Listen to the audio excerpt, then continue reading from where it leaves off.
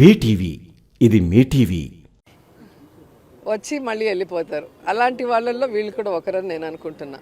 ఎందుకంటే non local politicians, వీళ్ళు ప్రజల్లో ఉండరు, ఇక్కడ వాళ్ళ కుటుంబాలు కాపురం ఉండవు, ఇక్కడున్న ప్రజల సమస్యలను తెలుసుకోరు. కేవలం ఎలక్షన్స్ వచ్చినప్పుడు సంక్రాంతికి ఎలాగైతే డూడు బసవన్నలు వస్తాయో అలా వస్తారు, వెళ్ళిపోతారు.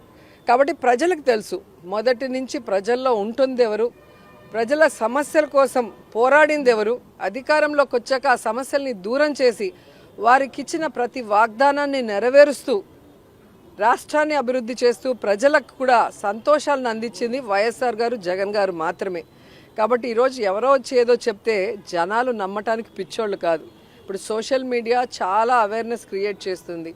సో ఇక్కడే పుట్టి, ఇక్కడే పెరిగి, ఇక్కడే ఓటుతో ఆయన ఇక్కడే ఇల్లు కట్టుకొని, ఇక్కడే తన కుటుంబం కూడా ఉంటూ ప్రజల మధ్యలో ప్రజానాయకుడిగా ఎదిగిన వ్యక్తి జగన్మోహన్ రెడ్డి గారు.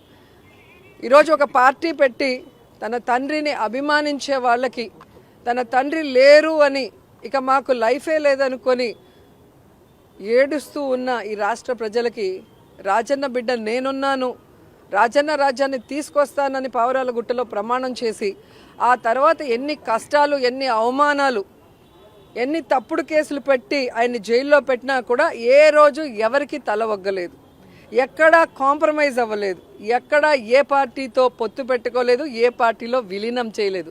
అది నాయకుడి లక్షణం. అంతేగాని పక్క రాష్ట్రంలో పార్టీలు పెట్టి అక్కడ జనాలు చీకొడితే మళ్ళీ ఇక్కడికి వచ్చి కాంగ్రెస్లో చేరి మాట్లాడితే ప్రజలేం పిచ్చోళ్ళు కాదు. ఈరోజు ఆంధ్రప్రదేశ్లో కాంగ్రెస్కి ఓటు అడిగే నైతిక అర్హత లేదు, హక్కు లేదు. ఎందుకంటే బాగున్న ఈ రాష్ట్రాన్ని ముక్కలు చెక్కలు చేసింది కాంగ్రెస్ పార్టీ. 2 సార్లు కేంద్రంలో అధికారంలో కాంగ్రెస్ రావడానికి కారణమైన వైఎస్ఆర్ గారి పేరుని ఆయన చనిపోయిన తర్వాత ఎఫ్ఐఆర్లో పెట్టి అవమానించింది ఈ కాంగ్రెస్ పార్టీ. వైఎస్ఆర్ గారు 2 సార్లు వాళ్ళని రాష్ట్రంలో కేంద్రంలో అధికారంలో తీసుకొచ్చినా ఆయన లేని సమయం చూసి ఆ కుటుంబాన్ని అవమానించి రోడ్డు కీడ్చి జగనన్న మీద తప్పుడు కేసులు పెట్టి జైల్లో పెట్టించింది కాంగ్రెస్ పార్టీ. అలాగే పార్లమెంట్లో తలుపులేసి రాష్ట్రాన్ని ముక్కలు చేశారే తప్ప రాష్ట్రానికి ప్రత్యేక హోదాని కూడా అనౌన్స్ చేయకుండా ఈరోజు రాష్ట్రం నష్టపోయే పరిస్థితి తీసుకొచ్చింది కాంగ్రెస్ పార్టీ. అలాంటి కాంగ్రెస్ పార్టీలోకి ఎవరొచ్చి ప్రచారం చేసినా వాళ్ళు జీరో అవుతారన్న విషయం వాళ్ళు తెలుసుకోవాలి. రీజనల్ పార్టీలు నియంత్రణలో మారుతున్నాయి అని చెప్పేసి కూడా షర్మిల కామెంట్ చేస్తుంది. తను కూడా ఒక రీజనల్ పార్టీకి హెడ్గా ఉంది కదా, మరి తనే ఆన్సర్ చెప్పాలి. ఈరోజు జగన్మోహన్ రెడ్డి గారు ఎవరిని కూడా లీడరు, కార్యకర్త అని ఎప్పుడు అన్నాడు. వైఎస్ఆర్ కుటుంబం అంటాడు మమ్మల్ని అందరినీ కూడా. ఈరోజు ఎస్సీ, ఎస్టీ, బీసీ, మైనారిటీ సామాన్యులందరినీ కూడా అసామాన్యులుగా మంత్రుల్ని, డిప్యూటీ సీఎంలు చేసిన ఘనత జగనన్నకే ఉంది.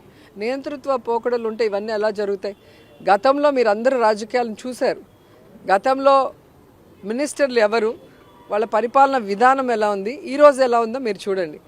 ఒక మేనిఫెస్టోని జగన్మోహన్ రెడ్డి గారు ఇచ్చిన రోజే చెప్పాడు, ఇదొక బైబిల్, ఇదొక ఖురాన్, ఇదొక భగవద్గీతగా దీన్ని భావించి నేను పనిచేస్తానన్నారు.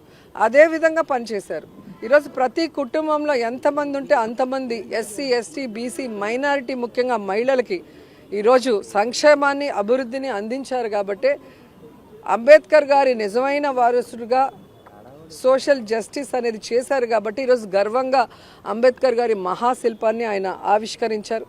అలాగే గాంధీ గారు కలలు కన్న గ్రామ స్వరాజ్యాన్ని కూడా జగనన్న తీసుకొచ్చి ప్రజల వద్దకే పరిపాలన వెళ్ళింది. కాబట్టి ఈరోజు ప్రజలు ఎవరికి లంచాలను ఇవ్వాల్సిన అవసరం లేదు, ఏ నాయకుడికి తల వంచి కాళ్ళు పట్టుకోవాల్సిన అవసరం లేదు. డైరెక్ట్గా డీబీటీ ద్వారా వాళ్ళ అకౌంట్లకే వారి ఇంటికి వాలంటీర్ వెళ్ళి వారికి కావాల్సిన పేపర్స్ తీసుకొని ఎవరు దేనికి అర్హత ఉంటే అది డైరెక్ట్గా వాళ్ళ ఇంటికి వస్తుంది. అంటే ఎక్కడ నియంత్రిత పోకడలు ఉన్నాయో ఒకసారి చెప్పాలి. కాబట్టి వాగే నోర్లకి 2024 సమాధానం చెప్తుంది. మీద వైఎస్ఆర్ కాంగ్రెస్ పార్టీ, మీది వైఎస్ఆర్ కాంగ్రెస్ పార్టీ కాదు.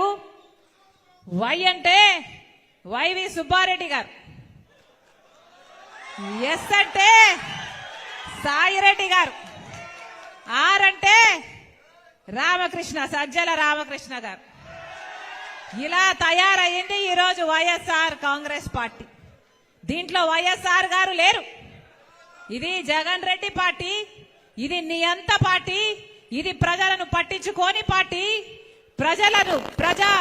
ప్రజా సమస్యలను పట్టించుకోని పార్టీ, ప్రజల ప్రయోజనాలను తాకట్టు పెట్టి బీజేపీకి బానిస అయిన పార్టీ.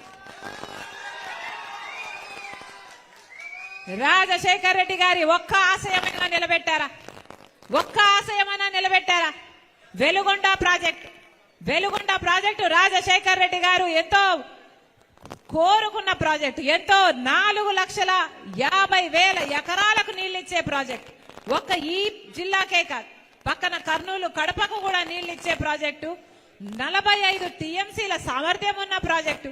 రాజశేఖర్ రెడ్డి గారు 60% పనులు పూర్తి చేసి పోతే ఆ తర్వాత చంద్రబాబు గారు కనీసం తట్టడు మట్టడు తీసిపోసాడా?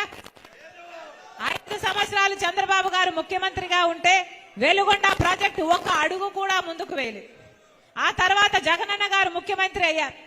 ముఖ్యమంత్రి కాకముందు చెప్పిన మాట వెలుగొండ ప్రాజెక్టు నేను పూర్తి చేస్తాను అని. మరి 5 సంవత్సరాలు అవుతుంది, వెలుగొండ ప్రాజెక్టు పూర్తయిందా? వెలుగొండ ప్రాజెక్టు పూర్తయిందా?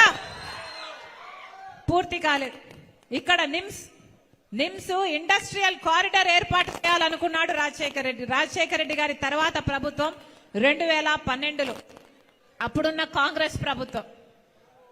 3 లక్షల మంది యువతకు ఉద్యోగాలు ఇచ్చే ప్రాజెక్టు, అద్భుతంగా 4,000 ఎకరాలలో అద్భుతంగా చేయాలనుకున్న ప్రాజెక్టు. ఆ తర్వాత ఎవరూ పట్టించుకోలేదు. జగన్మోహన్ రెడ్డి గారు ముఖ్యమంత్రి కాకముందు 2019లో దాన్ని పూర్తి చేస్తానని చెప్పిన వాడు ఇప్పటి వరకు కనీసం ఒక్క ప్రాజెక్ట్ అయినా వచ్చిందా? ఒక్క ఇండస్ట్రీ అయినా వచ్చిందా? ఒక్క ఉద్యోగం అయినా వచ్చిందా? లేదు. జిల్లాకు ఒక ఎయిర్పోర్ట్ అన్నారు, దానికి ఒక పథకం కూడా పేరు పెట్టారు. జిల్లాకు ఒక ఎయిర్పోర్ట్ కట్టి బోయింగ్లు కూడా దింపుతామన్నారు. ఏమైంది? కనిపిస్తున్నాయా? గాలికి పోయింది. మరి ఏం చేసినట్టు? రాజశేఖర రెడ్డి గారి ఆశయాలు ఎక్కడ నిలబెట్టినట్టు? రాజశేఖర రెడ్డి గారు రైతును రాజును చేశాడు. రాజశేఖర రెడ్డి గారి హయాంలో వ్యవసాయం పండగైంది. రాజశేఖర రెడ్డి గారు రుణమాఫీ చేశాడు. రాజశేఖర రెడ్డి గారు రైతుకు ఏ కష్టం వచ్చినా పెట్టుబడి ధరను తగ్గించాడు, రాబడిని పెంచాడు. రాజశేఖర రెడ్డి గారు ముఖ్యమంత్రిగా ఉన్నప్పుడు ఇన్పుట్ సబ్సిడీ ఉండే, విత్తనాల మీద సబ్సిడీ ఉండే, డ్రిప్పుల మీద సబ్సిడీ ఉండే, ఇంప్లిమెంట్స్ మీద సబ్సిడీ ఉండే. ఇప్పుడు ఏదైనా ఉన్నాయా? రైతులకు రుణమాఫీ కాదు కదా, రైతులు మొత్తం అప్పుల పాలైపోయారు. అప్పు లేని రైతున్నాడా? అసలు వ్యవసాయం దండగా అనే పరిస్థితికి ఇప్పుడు వచ్చింది అంటే దానికి కారణం పాలకులు కాదా? రాజశేఖర రెడ్డి గారు రైతుల కోసం అన్ని పథకాలు పెడితే ఇన్పుట్ సబ్సిడీ ఉందా? విత్తనాల మీద సబ్సిడీ ఇప్పుడు ఉందా? డ్రిప్ మీద సబ్సిడీ ఇప్పుడు ఉందా? కనీసం పంట నష్టపోతే పంట నష్టపరిహారమైనా ఉందా? రాజశేఖర రెడ్డి గారు ఆ రోజు పంట నష్టపోతే ఎంత అద్భుతంగా ఇచ్చాడు, కానీ ఇప్పుడు అవి ఏవీ లేవు. మరి ఇదా రాజశేఖర రెడ్డి గారి సంక్షేమ పాలన? రాజశేఖర రెడ్డి గారి సంక్షేమ పాలనకు జగనన్న పాలనకు నక్కకు నాగలోకానికి ఉన్నంత తేడా ఉంది. ఆకాశానికి భూమికి ఉన్నంత తేడా ఉంది. రాజశేఖర రెడ్డి గారికి ఈ యువత అంటే చాలా ప్రాణం. రాజశేఖర రెడ్డి గారు మీరు బాగా చదువుకోవాలి, మంచి ఉద్యోగాలు చేయాలి అని మనస్ఫూర్తిగా కోరుకొని ఫీజు రీయింబర్స్మెంట్ ప్రవేశపెట్టాడు. రాజశేఖర రెడ్డి గారు చెప్పిన డైలాగ్ ఒకటి చెప్తా. మీరు ఏది కావాలంటే అది చదువుకోండి. మీరు డాక్టర్ అవుతారా, మీరు ఇంజనీర్ అవుతారా, మీరు ఎంపీఏ చేస్తారా, మీరు ఎంసీఏ చేస్తారా, మీరు ఏది కావాలంటే అది చదువుకోండి, ప్రభుత్వమే ఉచితంగా చదివిస్తుంది అన్నారు. మీకు గనక ఈ వీడియో నచ్చినట్లయితే మన ఫ్రెండ్స్ అందరికీ షేర్ చేయండి. మీ బీటీవీని సబ్స్క్రైబ్ చేయండి ప్లీజ్. బీటీవీ, ఇది మీ టీవీ.